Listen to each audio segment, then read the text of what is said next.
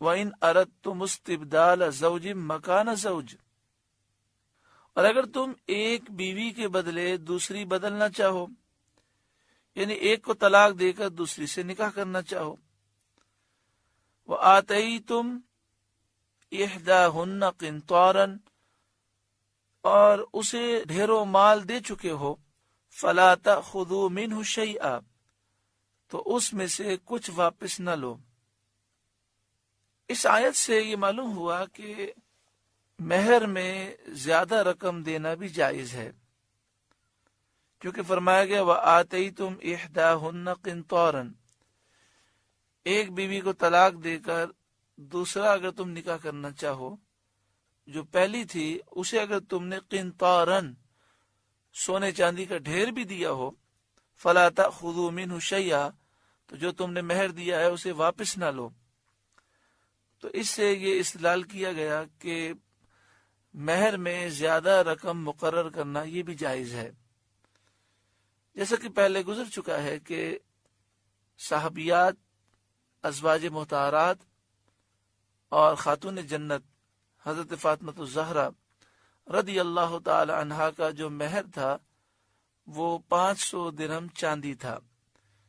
عام طور پر اس زمانے میں مہر کی رقم اس کے آس پاس ہوتی تھی، اور 500 درہم چاندی فی زمانہ تقریباً لاکھ روپیہ، 1.25 روپیہ بنتا ہے، تو اتنا مہر تو ہونا چاہیے۔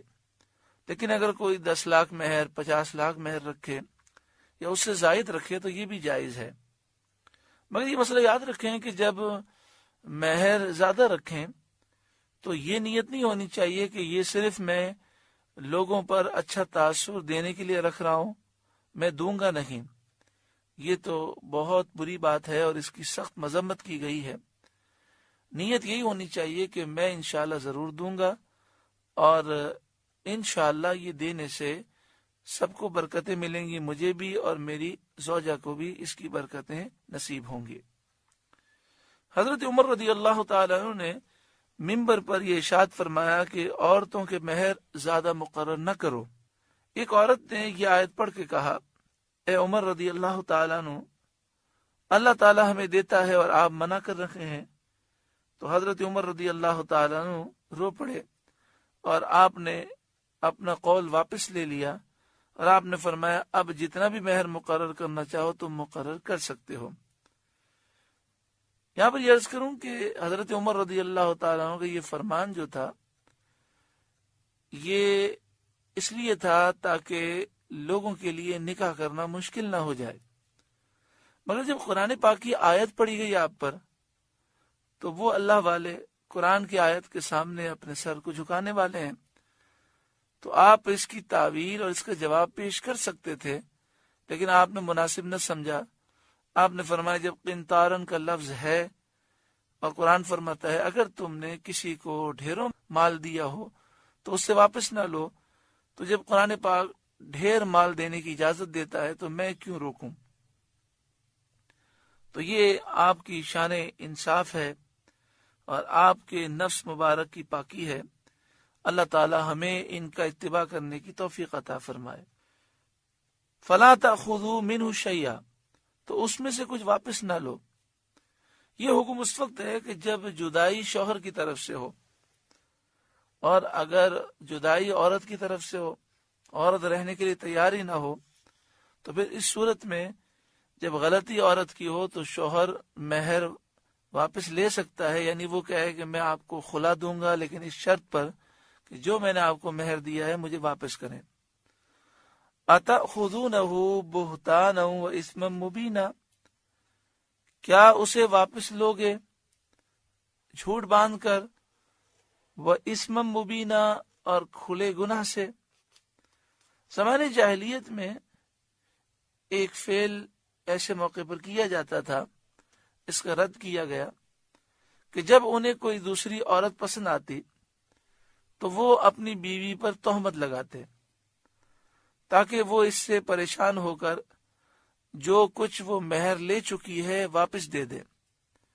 اس طریقے کو اس آیت میں منع فرمایا اور اسے جھوٹ اور گناہ بتایا۔ وَكَيْفَ تَأْخُذُونَهُ، اور تم کیوں کر اسے واپس لوگے؟ وَقَدْ أَفْضَى بَعْضُكُمْ إِلَى بَعْضٍ، حالانکہ تم ایک دوسرے سے خلوت میں مل چکے۔ وَأَخَذْنَ مِنْكُمْ مِيثَاقًا غَلِيظًا، اور وہ تم سے گاڑا عہد لے چکی۔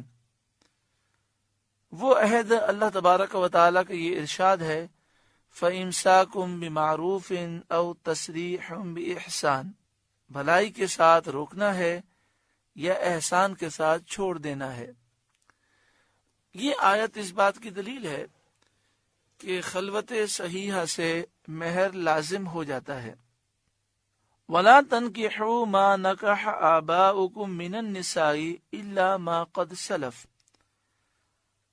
اور باپ دادا کی منکوحہ سے نکاح نہ کرو مگر جو ہو گزرا۔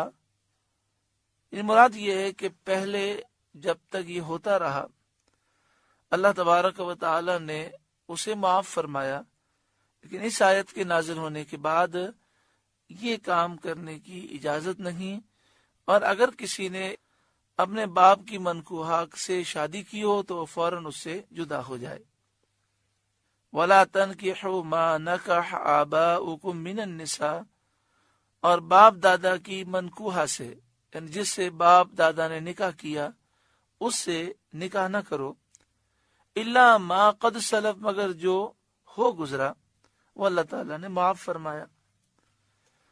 جیسا کہ زمانے جاہلیت میں رواج تھا کہ اپنی ماں کے سوا باپ کی جو دوسری بیویاں تھیں، جسے ہمارے عرف میں سوتیلی ماں کہتے ہیں، تو باپ کے مرنے پر بیٹا اس سے شادی کر لیتا تھا، تو اس سے منع کیا گیا اور اسے حرام قرار دیا گیا۔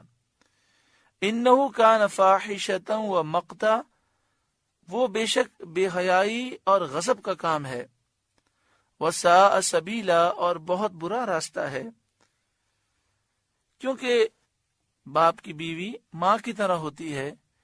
جس طرح تم اپنی سگی ماں سے نکاح کرنے کو حرام سمجھتے ہو تو سوتیلی ماں سے بھی نکاح کرنے کو حرام سمجھو۔ سورۃ النساء کا تیسرا رکوع مکمل ہوا۔ اللہ رب العالمین اس رکوع کے نور سے ہمیں روشن و منور فرمائے۔